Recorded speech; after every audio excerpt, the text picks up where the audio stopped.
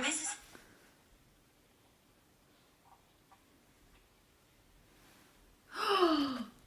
Oh my god! I swear to god I have a lab due. Oh shit. Oh my god. What's it even about though? Come on, Esters. What's Esters? Okay, why am I taking this course if I'm not interested and I don't know what I'm doing? Like Esters. Come on. Okay. You know what? Let me Google it. Maybe that'll work.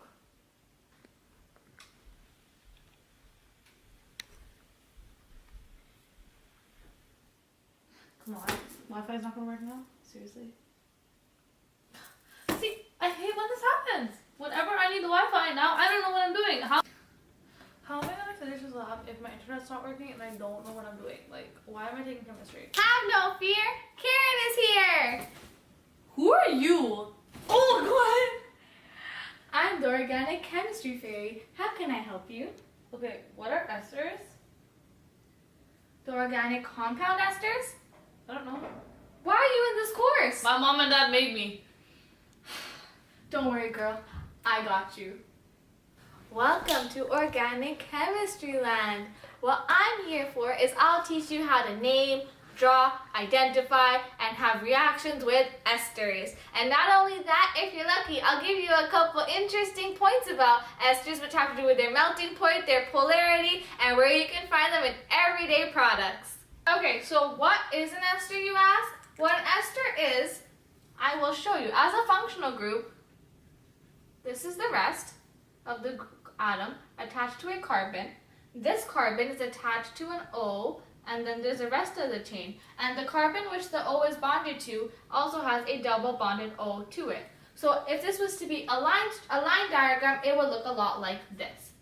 Carbon, carbon, then the O, and the double bonded O. Okay, so to name esters, we're going to use the basic IUPAC rules. So I'm going to start off by telling you the few, then I'll move on to show you guys some examples. Okay, so first what you got to do, step 1,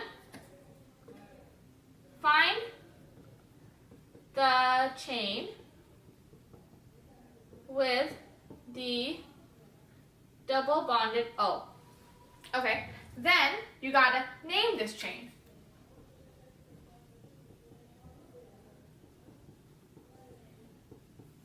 And you would use the roots that we have. So if there's 1 carbon, mass. If there's 2 carbon, S. If there's 3 carbon, prop. 4 carbon, but, and so forth.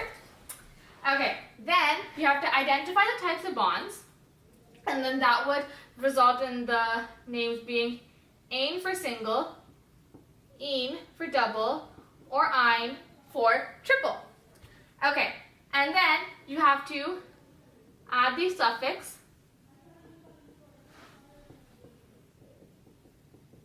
of O8.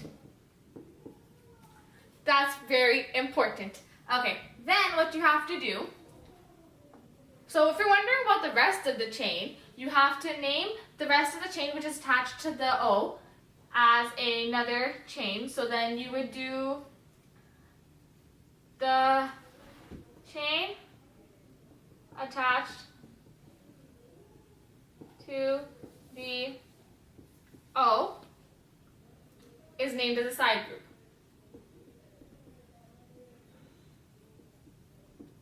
Okay, so what we're going to do is we're going to draw a compound and then we're going to move on to naming it. How many carbons should I put? Magic voice, say a number.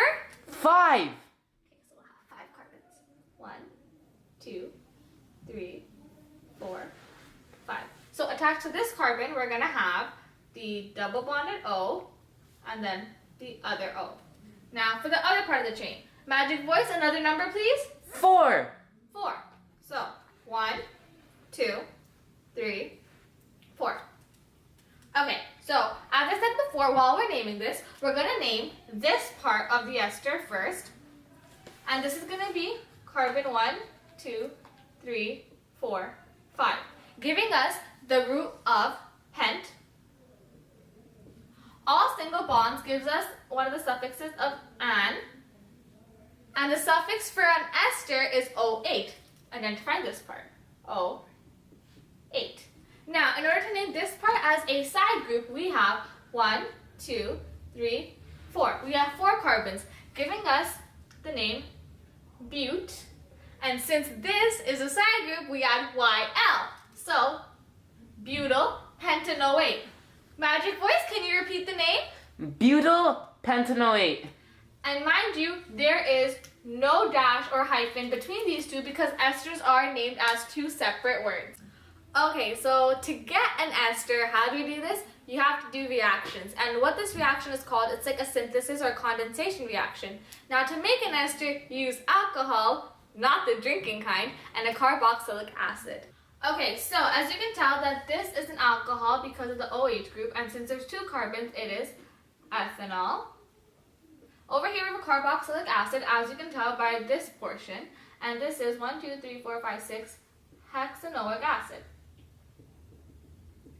Okay, and if you're wondering where the reaction is taking place, the condensation reaction is taking place between these 2 hydrogens and then this double bond which comes down, and then you have your oxygen and you have your double bonded O. Basically what happens is there's a catalyst for the reaction which is H2SO4. When this reacts, what happens is your ethanol becomes your side group, so you have 1, 2, and then you have your O, then you have the rest of your compound which is your hexanoic acid, so you have 1, 2, 3, 4, 5, 6, and then you have your oxygen double bonded to this. In order to name this, you have your 1, 2, 3, 4, 5, 6, you have hex and O8, 1, 2, ethyl. Okay, so now if you're wondering how to get an do the backwards reaction of a condensation reaction, you do hydrolysis. A hydrolysis, what it does, it splits the ester into an alcohol and carboxylic acid. Now we're going to do the exact same reaction that we just did, but backwards. So you have your ethyl portion, and then you have your 1, 2, 3, 4, 5, and 6 double bonded O. Basically what we're going to do is we're going to split this right over here. How do you do this? So you have a catalyst in this reaction as well, either a hydrogen atom or H2O. And what you're left with is, okay, so as you split it, what you have is you have your O here bonded to the OH, so you have your ethanol, and then plus you end up with your OH, your carboxylic acid, double bonded O, 1, 2, 3, 4, 5, 6. There you go. We split it back to how it used to be before. So just a couple other things that you need to know about esters. They are in fact less polar than alcohols and carboxylic acid, and this is because they do not have any H bonds to them. They have O's. However, alcohols and carboxylic acids, they have the hydrogen bonding present. Also, fun fact, esters smell fruity. Esters provide smells which are used in perfumes, lotions, cosmetics, nail polish remover, you name it, there's probably an ester in it. You don't believe me? Okay, in this cream, there is neopentyl glycol diheptanoate. Ironic? I don't think so. Oh, magic voice! Denatonium benzoate. What's benzoate, you ask? It's the same thing. It's the functional group attached to a benzene atom. I now command you to draw propyl octanoate. Ah!